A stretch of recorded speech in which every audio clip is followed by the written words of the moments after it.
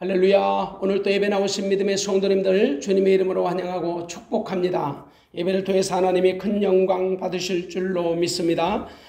조금 전에 읽었던 하나님 말씀 전도서 6장 1절에서 12절 말씀 가지고 저는 인생의 불합리한 폐단이라는 말씀을 전하려고 합니다. 우리 인생은 아무도 자기가 원하는 대로 되지 않습니다. 나름대로 자기 인생의 청사진을 그린 다음에 그렇게 살기를 원하지만 대부분 자기가 의도한 대로 되지 않습니다. 그것이 바로 인생의 어쩌면 불합리한 폐단입니다. 폐단이라는 말은 어떤 행동이나 일에 있어서 나타나는 부정적인 현상을 말하죠. 해로운 요소입니다. 그래서 폐단은 일종의 모순과 같습니다. 하지만 그런 폐단들이 우리 인생 사례 가운데 얼마나 많은지 모릅니다. 그래서 전도서 기자는 해 아래 수고하는 인생 가운데 몇 가지 폐단을 보았다라고 기록합니다. 근데 그 폐단들이 사람에게 매우 중요한 것이었다라는 겁니다. 중요한 것이라는 말은 그냥 가볍게 흘려보낼 것이 아니라 반드시 우리 인생이 이해하고 풀고 가야 할 폐단이라는 거지요. 솔직히 세상에는 폐단들이 너무 많아요. 그래서 세상은 모순 덩어리와 같습니다. 어쩌면 폐단 속에 산다고 해도 과언은 아닙니다. 대표적인 폐단은 바로 이렇습니다. 전도서 9장 11절에 보면요. 전도서 9장 11절에 보면 실감이 납니다. 내가 돌이켜 해 아래서 보니 빠른 경주자라고 선착하는 것이 아니며 유력자라고 전쟁에 승리하는 것이 아니며 지혜자라고 식물을 얻는 것이 아니며 명철자라고 잿물을 얻는 것이 아니며 기능자라고 은총을 입는 것이 아니니 이는 시기와 우연이 이 모든 자에게 임함이라. 한마디로 인생이 수학 공식 답이 떨어지는 것처럼 되어지는 것이 아니더라는 겁니다. 사실 인생은 한 참도 몰라요. 솔직히 1초 후의 결과만 알 수 있다면 어쩌면 행복한 일들이 많을 겁니다. 하지만 아무도 미래를 모릅니다. 그냥 아는 척할 뿐이죠. 그래서 사람들은 불확실한 미래를 대비해서 보험 같은 것을 듭니다. 하지만 보험도 보험입니다. 결국 미래는 하나님의 손에 달려있는 거지요. 그래서 시편 기자는 고백합니다. 시편 31편 15절에 보면요. 내 시대가 주의 손에 있사오니 내 시대가 주의 손에 있사오니 내 원수와 핍박하는 자의 손에서 나를 건지소서. 내 시대가 주의 손에 있다라는, 결국 내 인생의 모든 것이 주의 손에 달려있다라는 겁니다. 속칭 내 인생의 운명이 하나님께 달려있다라는 거지요.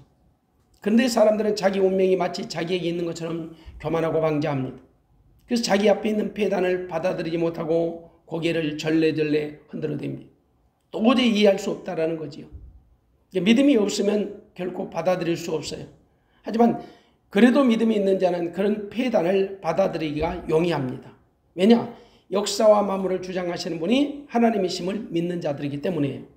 분명한 것은 우리 앞에 있는 폐단들 반드시 우리가 극복해야 할 것들입니다. 만일 그런 폐단들을 이해하지 못하고 죽는다면 어쩌면 그는 인생의 영원한 숙제를 풀지 못하고 죽어가는 불쌍한 영혼이 될 것입니다. 우리가 이해할 수 없는 어떤 폐단이라도 하나님 안에 답이 있습니다. 하나님 만나면 세상의 어떤 폐단도 이해가 되고 수용이 가능합니다. 그러면 과연 우리 앞에 놓여 있는 그 인간의 공통적인 폐단들이 어떤 것이 있는지 오늘 본문을 통해서 알아보기를 원합니다. 첫 번째 보니까 자기 분복을 누리지 못하는 인생이 있습니다. 1절과 2절에 보면 자기 분복을 누리지 못하는 인생. 하나님이 각 사람에게 주신 복이 있습니다. 그걸 분복이라고 말합니다. 전도서 5장 8절을 보면 사람이 하나님이 주신 바 그 일평생에 먹고 마시며 해 아래서 수고하는 모든 수고 중에서 낙을 누리는 것이 선하고 아름다움을 내가 보았나니 이것이 그의 분복이로다. 분복은 하나님이 각 사람에게 주신 겁니다. 하나님이 각 사람에게 주신 것. 일평생 먹고 마시는 것입니다. 그런데 가장 선하고 아름다운 모습은 하나님이 각 사람에게 주신 분복을 얻기 위해서 수고하면서 낙을 누리더라는 것입니다. 이러면 하나님이 각 사람에게 일평생 먹고 마시는 것을 분복으로 주시는 것은 사실이지만 그 주신 분복을 내 것으로 만들기 위해서 사람들은 수고가 동반된다 이 말입니다. 모든 분복은 하나님이 주신 것입니다. 그 주신 분복을 그런데 내 것으로 만들려면 반드시 거기에 합당한 수고가 있어야 합니다. 사실 분복에 대해서 많은 사람들이 착각하는 것이 있습니다. 마치 분복을 만들어진 완제품 혹은 완성품이라고 생각하는 거지요. 절대 그렇지 않습니다. 분복은 내가 만들어가는 것입니다. 여러분 한번 생각해 보십시오. 하나님이 이스라엘 백성들에게 가나안 땅을 선물로 주셨습니다. 애굽에서 나온 이스라엘이 광야 40년을 거쳐서 가나안에 들어갈 때 그 가나안이 빈 땅이었던가요? 하나님이 가나안에 양탄자 깔아놓고 젖과 꿀이 흐르는 완벽한 땅으로 만들어 놓으셨던가요? 아닙니다, 여러분. 그 땅은 여전히 가나안의 부족들이 살고 있었습니다. 이스라엘이 들어가서 그들을 진멸해야 했습니다. 이스라엘은 가나안 부족들과 피 흘리는 싸움을 해야 했습니다. 하나님이 주신 땅이었지만 그들은 그곳에서 땀 흘리는 수고를 감당해야 했습니다. 가나안은 이스라엘이 들어가자마자 돗자리 펴놓고 살아갈 수 있는 그런 완성된 땅이 아니었다라는 말입니다. 그들은 가나안 부족들과 피 터지는 싸움을 해야 했습니다. 수고가 동반되었던 거지요. 이는 하나님이 가나안을 이스라엘의 본복으로 주셨지만 그것을 자기들의 본복으로 누리기 위한 절대적인 수고가 있어야 했던 겁니다. 절대 이 원리를 잊으면 안 됩니다. 그런데 많은 사람들은 본복을 좋아합니다. 그런데 본복을 누리기 위한 수고를 하지 않습니다. 그냥 수고 없이 본복을 얻으려는 거지요. 전도서 5장 19절에 보니까 본복은 하나님의 선물입니다. 본복은 하나님의 선물. 근데 그 주신 선물을 즐거워하는 사람도 있고 그렇지 않는 자도 있습니다. 하나님이 주신 본복을 선물로 여기는 자는 본복을 받아 누리기 위한 수고를 달게 여깁니다. 즐거워한단 말이죠. 그것이 바로 낙을 누리는 것입니다. 근데 어떤 사람은 하나님 주신 본복을 얻기 위한 수고를 기뻐하지 않습니다. 그냥 하늘에서 본복이 쏟아지는 것으로 착각합니다. 그래서 게으름을 피우고 즐거워하지 않습니다. 여러분, 우리가 매일 먹는 밥을 한번 예로 들어보십시다. 매일 하루 세 끼를 먹어도 질리지 않는 밥, 하나님이 우리에게 주신 본복이지요. 근데 그 밥이 하늘에서 완제품으로 내려온 적이 있던가요? 비록 밥이 하나님이 주신 본복이라 할지라도 그 밥을 얻기 위한 사람들의 수고가 절대적으로 필요합니다. 수많은 수고가 있어야지요. 정말 때로는 감당하기 어려울 정도로 그 수고로움이 필요합니다. 그런데 그런 수고로움을 짐으로 여기는 자가 있다면 그건 문제가 심각하죠. 그런데 사실 그런 수고로움을 짐으로 여기는 사람도 있고 오히려 기쁨으로 달게 받는 사람도 있더라는 말입니다. 결정적으로 하나님 주신 본복이라 할지라도 내가 어떤 자세로 받아 누리냐에 따라서 본복이 될 수도 있고 아니 될 수도 있는 것입니다. 한마디로 말하면 본복의 가치는 내가 누리는 여부에 달린 것입니다. 그런데 여러분, 전도서 기자는 세상에서 가장 선하고 아름다운 모습을 보았습니다. 5장 18절에 보니까 그것은 하나님이 주신 본복을 얻기 위한 수고를 하면서 낙을 누리는 것입니다. 기쁨을 찾는 것입니다. 그 사람은 하나님이 주신 본복을 충분히 누릴 자격이 있는 사람입니다. 결국 본복은 누리는 자의 것입니다. 누리지 못하면 본복이 아닙니다. 내게 주신 본복은 반드시 내가 누릴 때 나의 본복이 되는 것입니다. 우리가 반드시 착각해서는 안 될 것이 바로 이것입니다. 어떤 본복도 만들어진 본복은 없다. 한마디로 완성된 본복은 없다라는 것입니다. 모든 본복은 각 사람의 수고를 통해서 만들어지는 것이다. 다만 그 수고에 대한 마음가짐에 따라서 본복을 누림이 결정된다는 겁니다.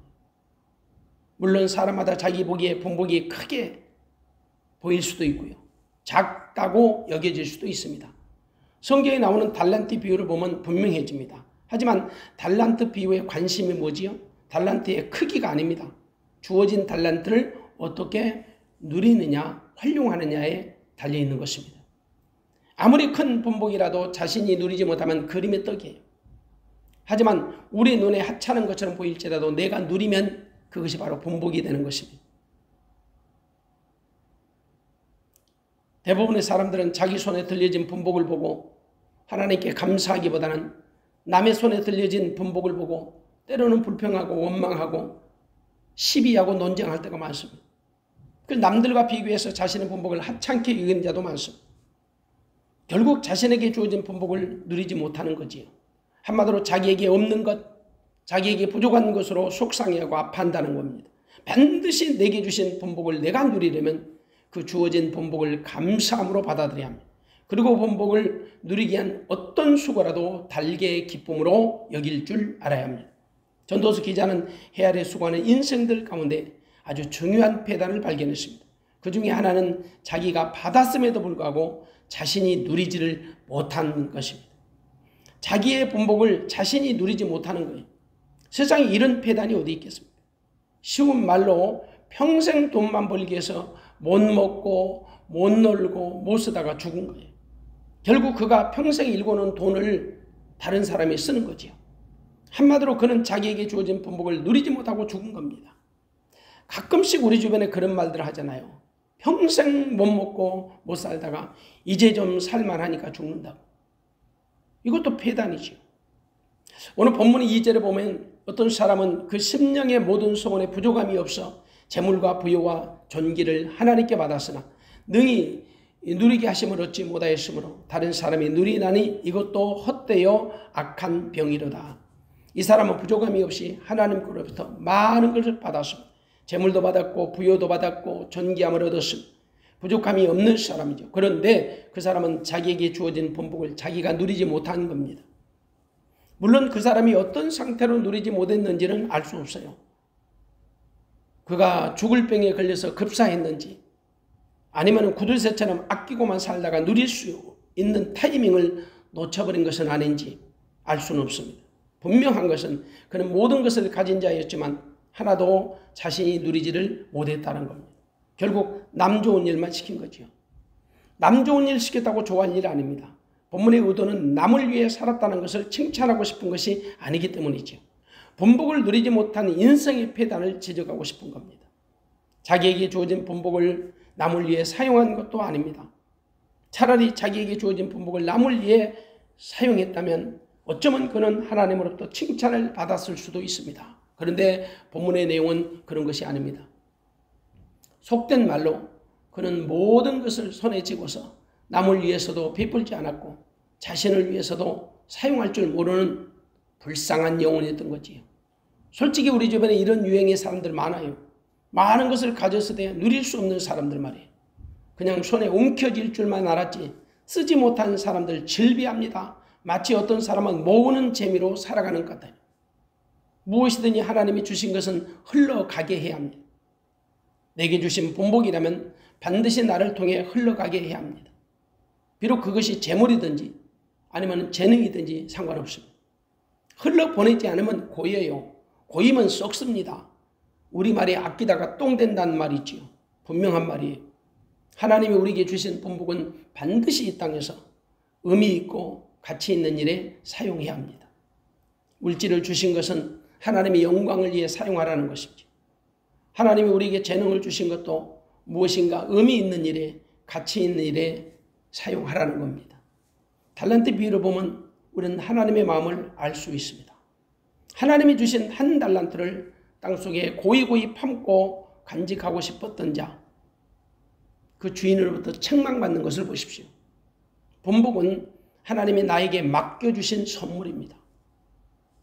솔직히 맡길 자가 없어서 나에게 맡기신 것이 아니지요. 굳이 내가 아니어도 하나님은 누구에게나 맡길 수 있습니다. 그럼에도 불구하고 나에게 맡기신 것은 하나님이 나를 통하여 상급을 주시기 위해서 내게 주신 본복을 잘 관리하고 아름답게 사용하면 반드시 거기에 합당한 상급을 주시거든요. 그런데 하나님이 주신 본복을 가볍게 여기고 누리지 못하면 그에 상응하는 대가를 책임을 물어보십니다. 하나님이 나를 믿고 주신 본복 청지기적인 사명으로 잘 감당하고 누릴 줄 알아야 합니다. 할렐루야. 그 다음에 두 번째 해 아래서 보았던 폐단, 심령에 평안이 없는 인생. 3절부터 6절까지는 심령에 평안이 없는 인생을 이제 폐단으로 지적하고 있습니다. 해 아래 수고하는 인생에 또 다른 폐단이 있다면 심령에 평안이 없더라는 겁니다. 오늘 3절에 보면 사람이 100자녀를 낳고 장수할지라도 그 심령에 낙이 족하지 못하고 그 몸이 매장되지 못하면 차라리 태어나지 않은 보다 못하다라고 말씀합니다. 구약에는 자녀를 많이 낳는 것을 복으로 여겼습니다. 거기다가 여러분 장수의 복까지 받았으니 무엇이 부족하겠습니까? 근데 안타깝게도 그에게는 심령에 즐거움이 없어요. 평안이 없는 거지요. 이른바 예부적인 조건들로 인해서 기쁨을 얻지 못했다는 거지요. 거기다가 그가 죽어도 자기 땅에 매장당하지 못하면 얼마나 불행하겠습니까? 이스라엘 사람들은 자기 열조의 무덤에 안치되는 것, 장사되는 것을 가장 명예스럽게 여겼거든요. 근데 그는 자기 땅에 매장되지 못한 겁니다. 여러분, 세상에는 다양한 죽음이 있어요. 복된 죽음도 있고 불쌍한 죽음이 있습니다. 무엇보다 많은 것을 가졌는데도 불구하고 불쌍한 죽음을 맞이하는 사람들도 많아요. 오늘 3절에서 매장되지 못한 죽음이란 말입니다. 매장되지 못한 죽음. 이 말에 몸이 매장되지 못하면 이 말의 의미가 뭔가? 죽음의 방법을 얘기하거든요. 하나님이 없는 죽음, 안식이 없는 죽음, 혹은 자기 열조나 가문이나 자기 땅에 묻히지 못하는 죽음을 얘기해요. 영적으로 보면 하나님께 머리를 두고 잠들지 못하는 것. 솔직히 우리 주변에 다양한 죽음들이 많잖아요. 원치 않은 죽음도 많고요.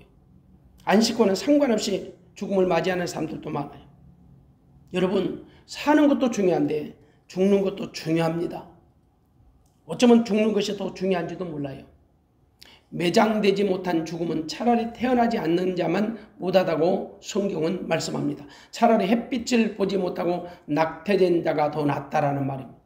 그 말씀의 의도가 뭘까요? 누리지 못하면 유익이 없다라는 거예요. 이른바 기쁨이 수반되지 못한 그 번영, 소유는 내 인생을 절대 행복하게 만들지 못한다는 말입니다. 그래서 우리 인생의 행복은 소유에 있는 것이 아니에요. 누림에 있는 것이에요. 그걸 알려주고 싶은 거지요. 그러므로 내게 주어진 분복을 내가 누리는 것이 얼마나 중요한지 아세요? 물론 내게 주신 분복을 나만 위해서 쓰라는 말은 아니에요. 내게 주신 분복은 절대 그 어떤 것에 빼앗기지 말아야 한다는 말입니다. 내게 주신 분복은 절대 그 어떤 것에 빼앗기면 안 돼요. 분복은 하나님 주신 선물이잖아요. 근데 그 하나님 주신 선물을 남에게 빼앗깁니까? 잘났든지 못났든지 나를 보고 주신 선물인데, 근데 만일 우리가 게을러서 아니면 능력이 부족해서 혹은 선물의 가치를 폄하해서 다른 것에 빼앗긴다면 결국 하나님을 모독하는 거죠. 분명히 말씀드리지만 반드시 내게 주신 분복은 내가 잘 관리하고 보존할 줄 알아야 합니다. 그래야 잘 누릴 수가 있는 거죠. 근데 상당수의 사람들이 하나님 주신 선물의 가치를 폄하하고 잘 지키지 못합니다. 잘 누리지는 못합니다. 그냥 값싼 선물로 생각해서 홀대하고 말지요. 있으면 좋고 없으면 말고시기. 이건 하나님에 대한 절대적 모독이에요. 많은 사람들이 하나님 주신 분복을 게으름으로 방치합니다. 하나님의 선물의 가치를 모르는 거지요. 앞에서도 제가 말씀드렸어요. 하나님이 주신 분복은 반드시 우리의 수고를 통해서 내 것으로 만들어진다고. 마치 침노하는 자가 천국을 쟁취하는 것처럼 내게 주신 분복을 내가 게으름으로 방치하면 어떤 분복도 내 것이 될 수 없습니다. 반드시 내게 주어진 분복이라면 내 것으로 누리기 위한 그 어떤 수고도 마다치 않아야 합니다. 감사와 즐거움으로 수고를 감당해야 합니다. 그래야 그 분복이 내 것이 됩니다. 내가 쓸 수 있는 복이 된다는 말이에요. 그래서 내게 주신 분복이 내 것이 되려면 먼저 분복의 가치를 인정하고 어떤 것에도 빼앗기지 말아요. 그리고 내 손을 통해서 흘러보내야 합니다. 분복은 나만 위해 쓰라고 주신 것이 아니거든요. 남을 위해 쓰는 것도 나를 위해 쓰는 것입니다. 하나님이 내게 맡겨주신 분복이라면 반드시 의미 있고 가치 있는 것에 흘러가게 해야 합니다. 사용할 줄 알아야 합니다. 물론 내게 주신 분복은 나를 통해서 사용하라는 거지요. 그것이 분복을 누리는 자의 삶입니다. 그래서 소유와 누림은 다르다고 제가 말씀드리는 거예요. 절대 여러분 소유함으로 만족하지 말고 누림으로 기뻐하시기를 바랍니다. 내게 주신 분복을 누리지 못하는 것은 병입니다. 그것도 오늘 2절에 보니까, 오늘 본문 2절에 보니까 악한 병이로다. 악한 병이라고 하는 것은 나로서는 할 수 없는 아주 고질적이고 고약한 병이라는 말입니다. 성경은 왜 분복을 누리지 못하는 것이 악한 병이라고 말씀할까? 오늘 본문 2절을 살펴보면 금방 답이 나와요. 내게 주어진 분복도 내 마음대로 누릴 수 없기 때문에 병이라는 겁니다. 병은 내가 고칠 수 있는 것이 아니에요. 병은 의사를 통해서만 고쳐집니다. 물론 가벼운 병은 시간이 지나면 낫는 것도 있겠지요. 그걸 얘기하는 게 아니에요. 하지만 어떤 병이든지 의사의 손을 통해서 고침을 받습니다. 이 병은 그렇게 쉽게 고쳐지는 병이 아니에요. 아주 악하고 고질병이거든요. 도저히 내 힘이나 능으로는 고칠 수 없는 악한 병이에요. 만병의 의사이신 하나님만 고쳐줄 수 있는 병이라 이 말입니다.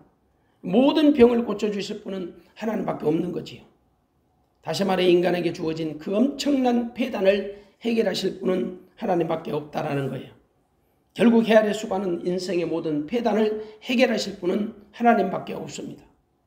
하나님 우리 각 사람에게 분복을 주시는 하나님이시고 주신 분복을 관리하시는 분이세요. 이른바 누리기도 하시고 누리지 못하게도 하시는 하나님이신 거죠. 결국 하나님이 하시는 일이에요. 그래서 우리 편에서 보면 이해할 수 없는 폐단으로 보여지는 거지요. 하지만 분명한 것은 우리 편에서 폐단처럼 보이질지라도 하나님이 하시는 일에는 결코 폐단일 수 없습니다. 섭리대로 되어지는 거지요. 왜냐? 우리 하나님은 인생이 아니시니 시건치 아니하시고 인자가 아니시니 후회하심이 없으신 분이세요. 하나님은 하나님의 계획대로 모든 일을 이루어 가시는 절대적인 하나님이신 거지요. 그렇기 때문에 우리는 분복에 집중하는 것보다 분복을 주신 하나님께 집중해야 합니다. 그래야 주신 분복을 누릴 수 있는 거예요. 하나님이 분복을 주신 것은 분명한 이유가 있습니다. 그래서 분복을 누리지 못한 것 역시 또 이유가 있겠지요. 이유는 아마 다양하겠지요. 그런데 대부분 하나님께 집중하지 못하고 딴청을 부리거나 아니면 분복에만 집중하기 때문에 분복을 누리지 못하는 거예요. 하나님은요, 당신이 주신 분복을 가지고 하나님께 집중하기를 원하세요. 그런데 받은 분복으로 하나님께 영광을 돌리기보다는 자신들의 공로로 자신들의 의를 치부하는 데 사용하고 맙니다. 그러다가 자신들에게 주어진 분복을 누리지 못하고 남에게 빼앗기고 마는 거지요. 그래서 여러분, 분복이 중요한 것이 아니요, 분복을 주신 하나님이 중요한 것입니다. 또한 분복을 누리는 것도 중요하지만 분복을 주신 하나님을 누리는 것이 더더욱 중요한 거예요. 다시 말합니다. 참된 행복은 하나님께 있는 거지요.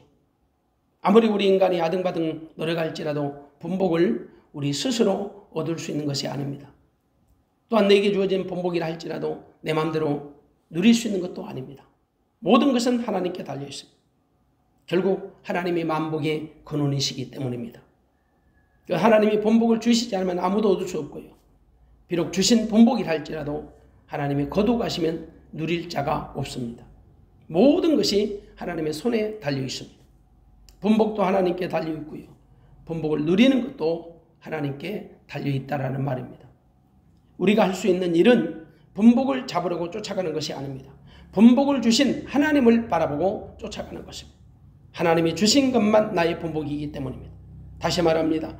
분복을 얻었을지라도 분복을 누리기에 우리가 먼저 힘쓰고 애쓸 필요가 없습니다. 물론 아무것도 하지 말라는 뜻은 아닙니다. 먼저 해야 할, 우선해야 할 일이 있다라는 말입니다. 먼저 하나님을 구하고 찾아야 합니다. 하나님의 도우심을 간구해야 합니다. 하나님이 허락하지 않으면 아무도 우리가 열심을 낸다 한들 내 것이 아닙니다. 아무리 우리가 몸부림을 친다 한들 내 것이 될 수 없습니다. 하나님이 허락하셔야 합니다. 이것이 바로 해 아래 수고하는 사람들의 폐단이었습니다.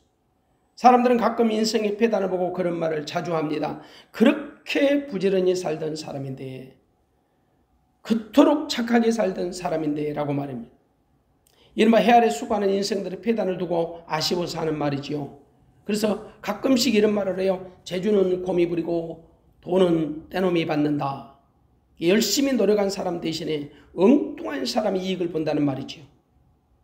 이것은 바로 불합리한 인생의 폐단을 풍자한 말이에요. 그런데 이런 이해할 수 없는 폐단들이 우리 주변에 허다하단 말이죠. 당연히 우리 인간들의 수준에서 그렇다는 거지요. 하지만 우리 보기에는 폐단처럼 보이는데 하나님 보실 때는 지극히 정상이고 합당한 일이에요. 그러므로 우리가 할 수 있는 일은 이해할 수 없는 폐단들을 우리 수준에서 이해하려고 노력하지 말고 그 일을 이루시는 하나님께 초점을 맞추어서 하나님을 바라보고 하나님의 뜻을 발견할 때 하나님이 주신 지혜로 말미암아 모든 배단들이 깨닫게 됨을 믿으시기 바랍니다.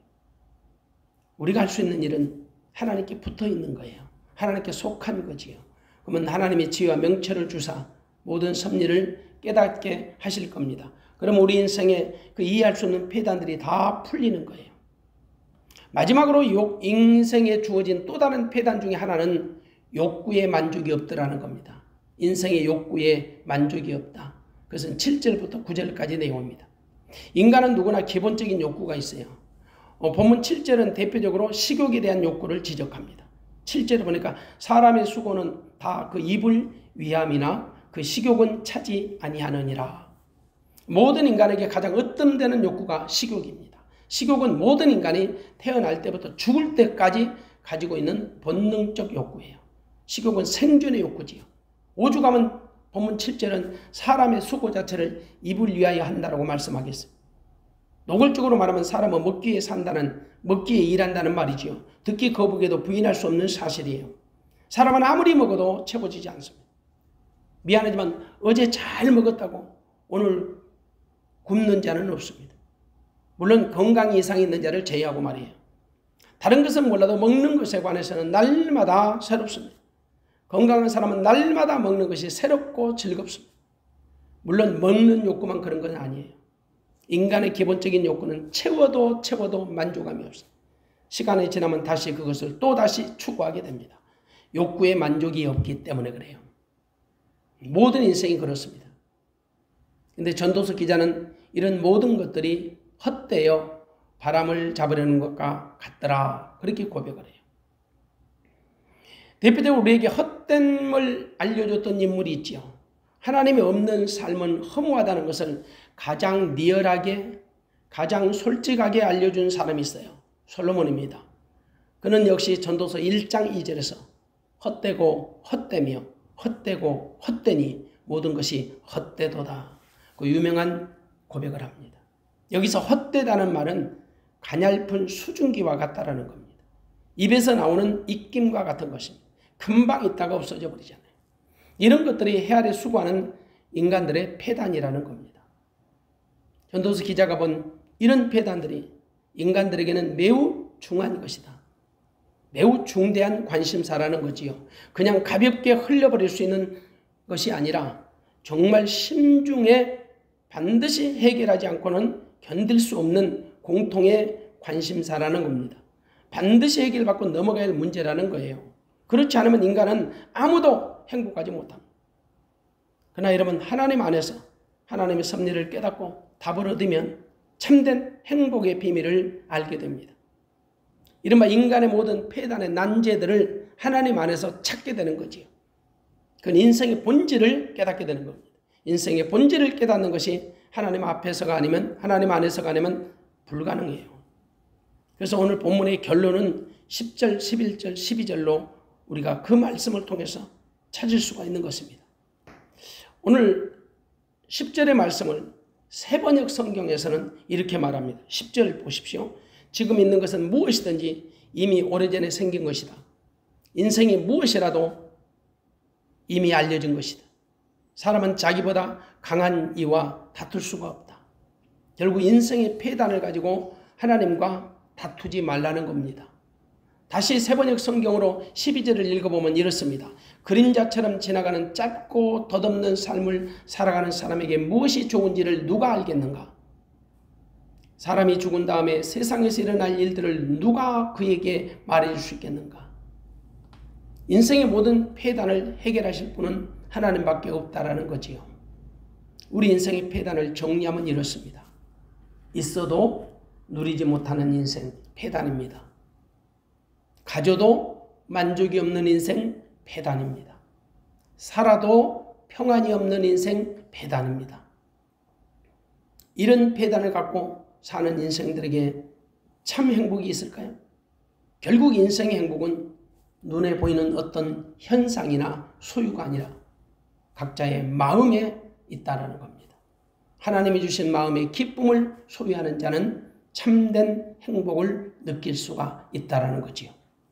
이 마음의 기쁨은 오직 예수 그리스도의 마음을 본받고 천국 백성 되어 사는 것입니다.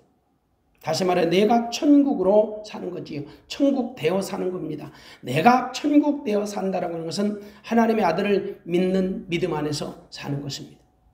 하나님의 아들을 믿으면 천국이 이루어집니다.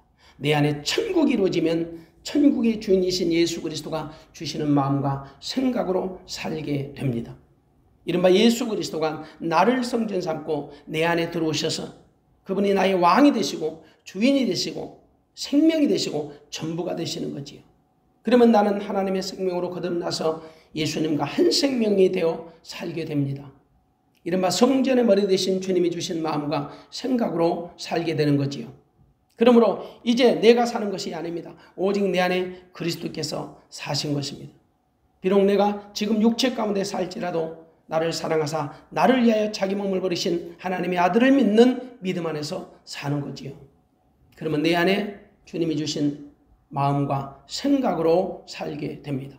이른바 주님의 음성을 듣고 살게 되는 거지요. 그러면 인생의 어떤 배단, 모든 배단이 결코 문제가 되지 않을 것입니다. 오히려 그 배단이 하나님의 섭리를 깨닫는 열쇠가 될 것입니다. 인생의 어떤 배단이라도 고민하지 말고 하나님 안에서 답을 찾으시기 바랍니다. 인생의 배단을 붙들고 더 이상 이상히 여기거나 신음하지 말고 그리스도 예수 우리 주 안에서 참된 행복과 참된 자유를 찾아 얻으시기를 주님의 이름으로 축원합니다. 우리 인생에 이해할 수 없는 불합리한 어떤 배단이라도 그리스도 예수 우리 주 안에서 모든 것이 다 이해가 되고 다 해결된다는 사실을 믿으시고 날마다 예수님의 마음 되어 사는 믿음의 성도가 되어주시기를 주님의 이름으로 축원합니다. 기도하겠습니다.